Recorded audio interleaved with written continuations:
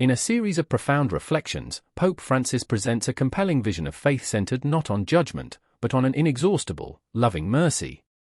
He argues that mercy is the most essential attribute of God, the very name by which we should understand the divine. This is not a distant or abstract concept, but a living force that chooses compassion over punishment at every turn.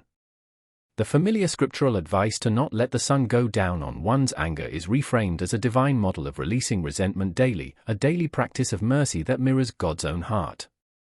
This mercy is the anchor for human life, preventing a spiral into despair and reminding every person that their life has meaning and that their efforts to live well are never in vain. It is this belief in a merciful God that inspires people to repent, to strive for better lives, and to extend help to others, creating a ripple effect of goodness in the world. This divine principle found its perfect human expression in Jesus Christ. Pope Francis illustrates how every action and parable of Jesus radiates mercy.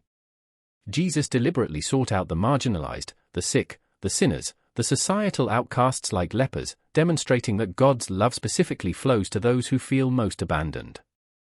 His teachings consistently prioritized compassion over rigid legalism, as seen when he protected the woman caught in adultery, challenging her accusers to confront their own sinfulness. His ultimate act of mercy was his sacrificial death, an offering meant to redeem all of humanity. This establishes a clear legacy and a mission: the work of mercy must continue. The Church, therefore, is called not to be a fortress for the pure but a field hospital for the wounded. Its priests and confessors are tasked with acting in the Spirit of Christ, offering a welcoming, healing presence that draws people in rather than pushing them away with harshness or inappropriate scrutiny. The Church must be found everywhere people struggle, especially in places of suffering like prisons, embodying the always available mercy of God. At the core of this message is the image of God as a loving parent. God's love is described as unconditional and paternal, or even maternal, as some scriptural language suggests. Like a parent who never stops loving a child despite their mistakes, God's commitment is unwavering. This parental love is often our first experience of mercy through our own parents' patience and guidance. Even when we, like the prodigal son, wander and squander our inheritance, the focus is on the joyous celebration of return. This leads to a crucial, humbling step: we must accept our own sinful nature. Pope Francis openly includes himself in this category, stating we are all weakened by original sin and prone to failure. Denying this reality is a greater obstacle than the sin itself, because it closes us off from the very mercy we need.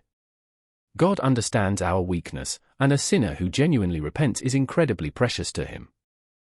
However, Pope Francis draws a critical distinction between sin and corruption. Sin is a failure, a fall in a moment of weakness that a humble heart can acknowledge and bring to God's mercy.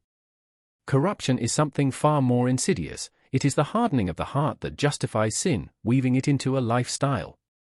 The corrupt person builds a facade of righteousness while being inwardly devoted to idols like power, money, or fame. This state is especially dangerous because it is self-deceptive and isolating, making the return to God a monumental struggle. Corruption also has a devastating social dimension, as corrupt individuals often refuse to take responsibility for their actions, projecting blame onto others and perpetuating cycles of injustice. The antidote to this, both personally and societally, is compassion. By showing each other the same mercy God shows us, by seeing the suffering of others and responding with a parent's heart, we participate in healing a wounded world. Ultimately, the book is an invitation to trust in this boundless mercy, to seek it in confession and prayer, and to become a conduit of it for others, thereby fulfilling the deepest mission of faith.